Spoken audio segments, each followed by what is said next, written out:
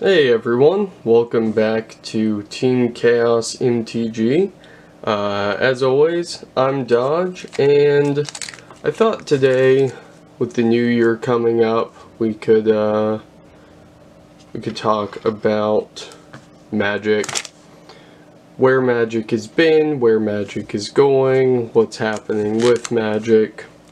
Really, I just wanted to look back on my time with the game, at least competitively. I started Magic back in Mercadian Masks when I was 9 or 10 years old. I had just gotten into Pokemon, and I saw Magic, and I asked my parents for some, and I started playing Magic. I played it for maybe a year or two. I couldn't really keep up with it. Super young. Didn't have the attention span or anything.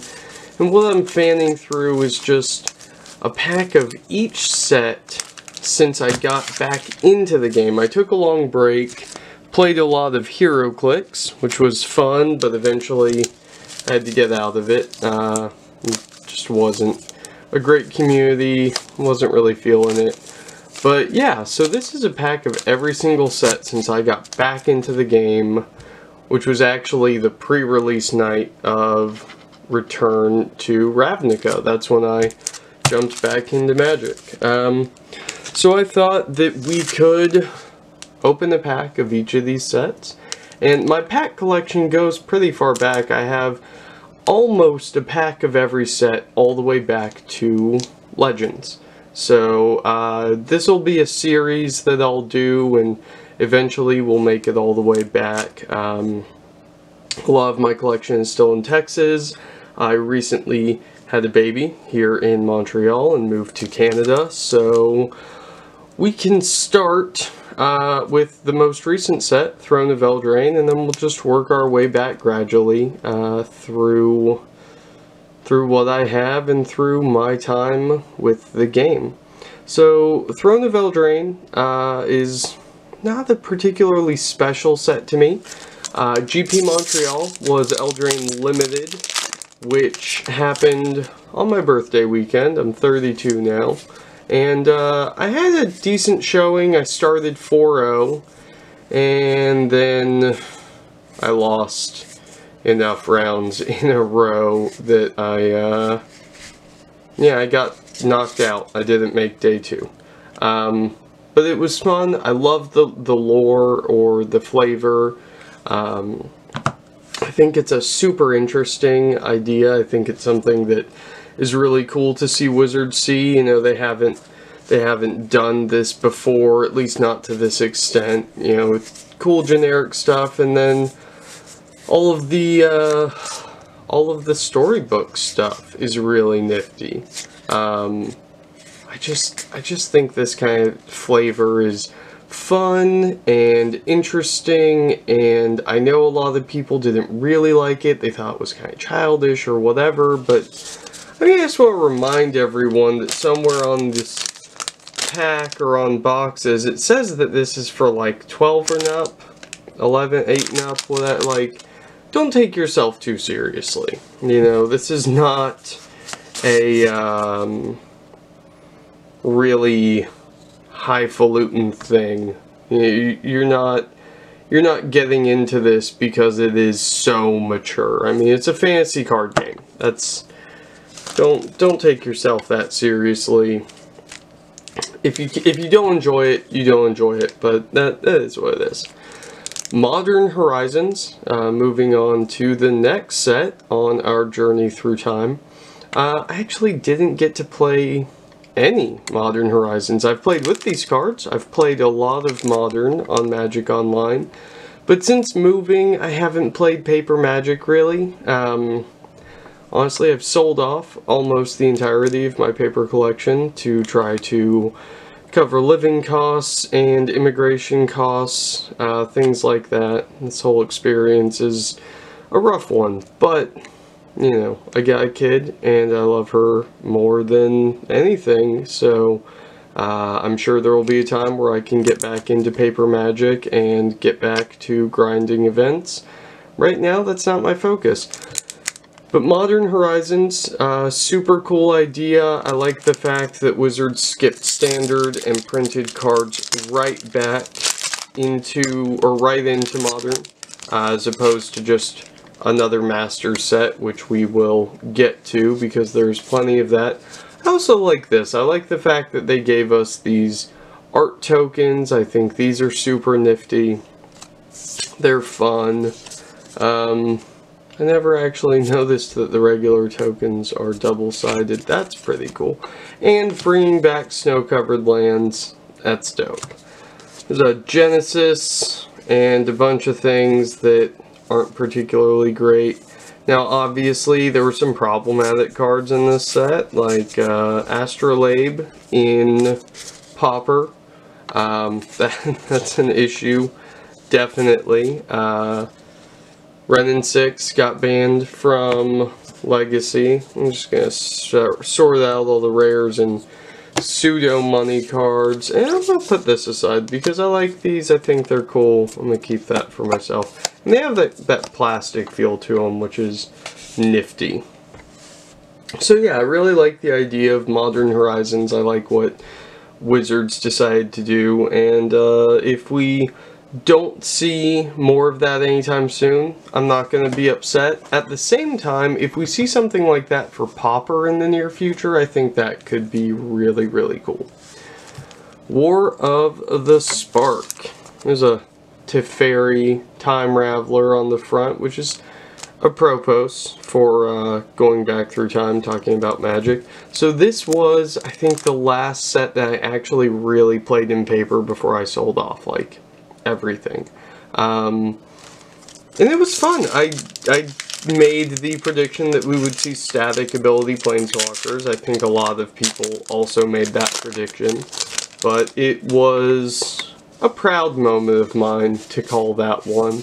And I really loved the flavor, even if the story was mediocre-ish. Ravnica was where I got back into Magic. And so it was kind of cool to, you know, be able to Bolsa Citadel, Nebraska. I don't think Nebraska is really worth anything. Oh, there's a legendary token. This cool guy. We'll put that aside. Why not hang on to it? I really did enjoy War of the Spark, though. Having so many planeswalkers definitely was kind of an issue, and a lot of people didn't really enjoy it or thought it was overkill. And you know what, they're probably right, but it's just, it was neat to see so many big characters show up in one set, to see them all in one story, and even if the books haven't been great, as a whole, it was enjoyable. Limited was really, really fun. Although I did lose plenty of games because I completely forgot about my opponent's static abilities on their planeswalkers. Ravnica Allegiance on my stream, most recently. Ravnica Allegiance and Guilds of Ravnica. This just left the ranked draft on Magic Arena. This just entered into it. Allegiance, I didn't like drafting as much as Guilds. I'm a huge limited player. I love draft. I like sealed a lot, but I prefer those to most constructed formats. And this was so much fun. Not as much fun as Guilds, but it was enjoyable. And again, just getting to go back to where I personally got into competitive Magic, to where I came back from the game, felt really good. You know, I like returning. Ooh! So we've got a Vanifar. Not complaining about that. And then we also have a foil Angel of Grace. I don't know if that's worth anything or not. I'm sure it's a few bucks. But that's pretty cool. I'm happy to see that. So we'll put those aside. Not a whole lot else to say about it. You know, again, the limited environment I didn't enjoy as much as Guilds. I thought Guilds was way more fun. Maybe that's just because it was easier to draft. You could kind of just force Domineer if you had half-decent cards and expect yourself to usually go 3-0. So, Ultimate Masters. this set was definitely one that was more negative in my personal opinion. I felt like the boxes were not great value for how expensive they were. People were overcharging for them like crazy, and while it turned out to be better than Iconic Masters, which honestly isn't saying a whole lot, I was very concerned that it would be another Iconic Masters situation. Luckily, that didn't turn out to be the case. Alright, and so we've got some decent stuff here. Miraculous Recovery, whatever. Celestial Colonnade is good though. And there's a Shriekmaw, that's like $1 or something. Then we got some random commons, nothing super exciting. I did like the fact that Angelic Renewal entered Pauper. I thought that this set was amazing for Pauper. So many good cards entering the format there. So that was really cool. I'll put those aside and these aside. Yeah, for a lot of people I know, they kind of wanted to invest in the set and it didn't really work out for them. Luckily, I was not one of those people. I bought a couple of boxes, I opened them on the channel here, they didn't go great for us, and the box topper packs were particularly bad. But, you know, it is what it is. I'm not gonna lose any sleep over it. And here we go, Guilds of Ravnica, the first set in the Return to Ravnica block, which for me was my first real Return to Ravnica, since I was not really playing Magic the first time around. Okay, so we lost the recording there for a minute. Not sure where exactly it cut off, but this was the first Return to Ravnica for me, or the first real Return to Ravnica, because I wasn't playing a whole lot the first time around. I think I drafted it once or twice, but nothing major, but I loved drafting this set.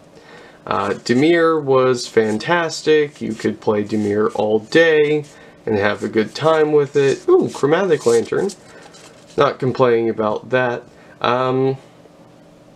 Chromatic Lantern was one of the first rares that I invested in the first time around when it was printed in Return to Ravnica. I didn't really get into Magic Finance until a couple years after I'd been playing it, but this card was like $3 at one point, and I ended up trading for a bunch because I was trying to get into EDH, and I was like, oh, I'll have one for each of my EDH decks. And then I discovered that I'm an incredibly spiky person when it comes to this game. So EDH wasn't really a fun format for me. I appreciate it and I love that other people love it, but just for myself, it's not really my bag. So I ended up with all these different Chromatic Lanterns, most of them foil, and the price spiked and I sold them off and made a nice couple of bucks. So that's my cool story there. Continuing on, Core Set 2019. I don't remember playing a whole lot of this either, other than drafting. This was one of those sets that came out when I knew that I was having a kid, and I was worried about immigrating and moving to another country and getting my affairs in order, and so core sets never really stick out to me. But it's part of the collection, and so we're opening it, and I don't really have a whole lot else to say about it besides that. There's a Gigantosaurus. Now this card, I know a lot of people thought was just the coolest fucking thing when it got spoiled, because it's a 10/10 for 5, and that's it, and it's just a huge dinosaur, and people love dinosaurs, and yeah, it's just kind of a cool card in general. Nothing too special, but I think it's hilarious. I enjoy the flavor of it, is what it is. Now, Battle Bond is a card that, or is a set that I never got to draft. I'm not a big two-head giant person. I really don't enjoy it a whole lot. yeah, I really do enjoy Two-Headed Giant a lot. And that says more about me than it does the format. Again, I appreciate that people appreciate it. I think it's a cool thing. It's just not really up my alley.